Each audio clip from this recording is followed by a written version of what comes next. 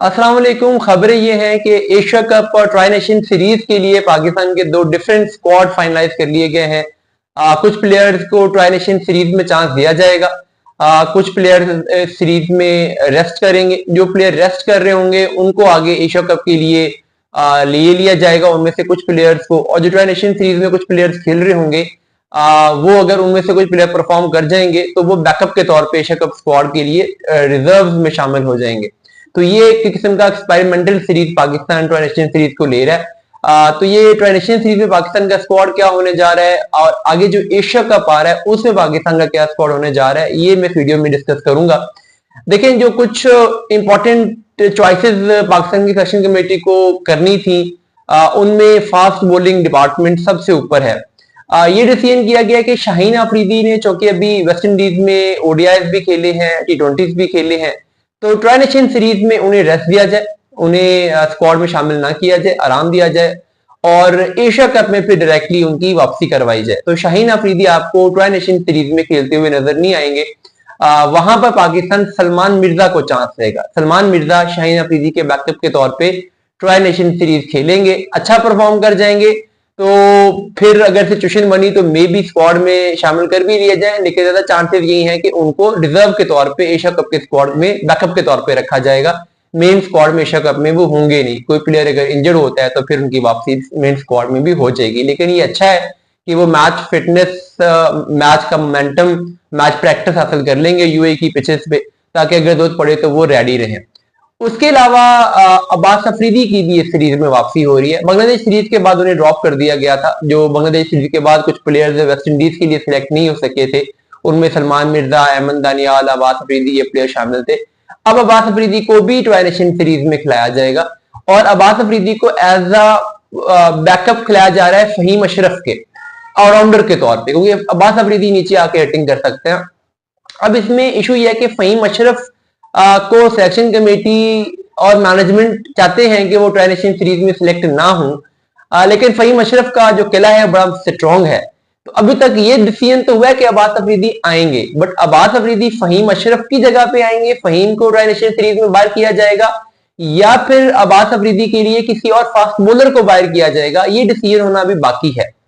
इस तरह जो नसीम शाह है उनको भी ट्राई नेशन सीरीज में चांस देने के सोच रही है सिलेक्शन कमेटी और उनको भी मैचेस दिए जाएंगे, लेकिन उनको भी मेजर स्क्वाड में एशिया कप के लिए अभी तक सिलेक्शन कमेटी और टीम मैनेजमेंट नहीं देख रही। मेजर स्क्वाड में अभी हसन अली और हारिस रऊफ को ही टीम मैनेजमेंट देख रही है और उनको ही लिया जाएगा, लेकिन इस सीरीज में नसीम शाह को चांस दिया जाएगा। तो ये तीन फास्ट बॉलर आ रहे हैं, सलमान मिर्जा आ रहे हैं, अब्बास अफरीदी आ रहे हैं और उनके साथ नसीम शाह आ रहे हैं। बाहर कौन हो रहे हैं? शाहीन अफरीदी को रेस्ट करवाया जा रहा है और जो बाकी दो नाम हैं किनको बेंच किया जाए उसमें फहीम अशरफ मोस्ट प्रोबेबली, लेकिन हारिस रऊफ और हसन अली भी इस लिस्ट में हैं जिनको ट्राई नेशन सीरीज के लिए बाहर बिठाकर इन तीनों को चांस दिया जाएगा। तो इन तीनों को चांस मिल रहा है, ये कंफर्म है। शाहीन अफरीदी बाहर बैठ रहे हैं, ये कंफर्म है। बाकी दो फास्ट बॉलर कौन से बाहर बैठेंगे उसके लिए फहीम अशरफ, साथ में हारिस रऊफ और हसन अली, इनमें से दो लोगों को बाहर बैठाया जाएगा, कोई एक ये सीरीज खेलेगा। स्पिनर्स इब्रार और सुफियान मुकीम दोनों होंगे इस सीरीज में भी। स्पिन ऑलराउंडर मोहम्मद नवाज भी होंगे। फखर जमान की फिटनेस का इशू थे, बाबर आजम को बैकअप के लिए रेडी रहने का कहा गया था। फखर जमान के बारे में अब रिपोर्ट ये है कि वो एशिया कप के लिए सर्टेन है कि वो फिट हो जाएंगे। ट्राई नेशन सीरीज में वो 50-50 हैं, लेकिन सिलेक्शन कमेटी ने डिसीजन किया कि ट्राई नेशन सीरीज में हम उनको नहीं खिलाते। फोकस के साथ वो एशिया कप के स्क्वाड में उनको शामिल कर लिया जाए, ट्राई नेशन के स्क्वाड में शामिल ना किया जाए। अब ट्राई नेशन के लिए फखर जमान नहीं है तो फखर जमान वाली जो स्लॉट है वो खाली होती है बैटिंग में, उस पे कौन आएगा? वैसे तो कहा गया था कि बाबर आजम को कि आपको हम फखर जमान के बैकअप के तौर पे लेके आएंगे, लेकिन अभी इस पर डाउट है कि बाबर आजम को ट्राई नेशन सीरीज में लिया जाएगा कि नहीं। सिलेक्शन कमेटी के एक आधे मेंबर के अलावा बाकी सारी सिलेक्शन कमेटी बाबर आजम को T20 में खिलाने के हक में नहीं है। कोच चाहते हैं कि उनको ले लिया जाए ट्राई नेशन सीरीज में, कप्तान भी शायद नहीं चाहते होंगे दिल से, उनको भी लगता होगा कि यार बाबर आएंगे तो फिर दो प्लेयर एक तरह की शायद टीम में जगह नहीं बना पाएंगे। तो इसलिए बाबर आजम की ट्राई नेशन सीरीज में, एशिया कप में तो कंफर्म है ना कि फखर खेल रहे हैं तो उनकी जगह नहीं बन रही। ट्राई नेशन सीरीज में फखर नहीं है तो उसका बैकअप लेना है, लेकिन उसके लिए अब ज्यादा चांसेस ये है कि किसी यंग बैट्समैन को चांस दिया जाएगा। बाबर शायद ट्राई नेशन सीरीज में भी नहीं आ सकेंगे। हुसैन तल्लत और खुशदिल शाह जो ऐसे प्लेयर थे जिन पर बहुत डिस्कशन पिछले दिनों में हुई। हुसैन तल्लत ने ओडीआईज में यूटिलिटी प्रूव की है, टी20 में तो उनको चांसेस भी नहीं दिए गए थे। अब सेशन कमेटी ने ड्रॉप करते करते हुसैन तल्लत को रिटेन कर लिया। बहुत ब्राइट चांसेस थे कि उन्हें ट्राई नेशन सीरीज में एशिया कप में नहीं लिया जाएगा, बट ये दो जो ओडीआई मैचेस हुए हैं इन्होंने हुसैन तल्लत की पोजीशन को सस्टेन कर दिया है। हुसैन तल्लत ने दोनों में आके टाइम लिया है, गुजारा है, एबिलिटी दिखाई है।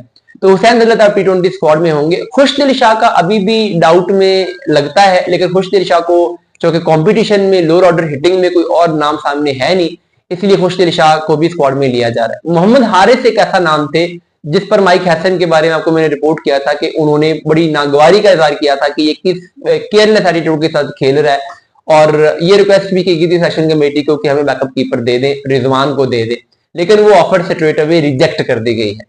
तो कीपर बैट्समैन मोहम्मद हारिस ही होंगे और उसके बैकअप के तौर पे साहिबजादा फरहान होंगे।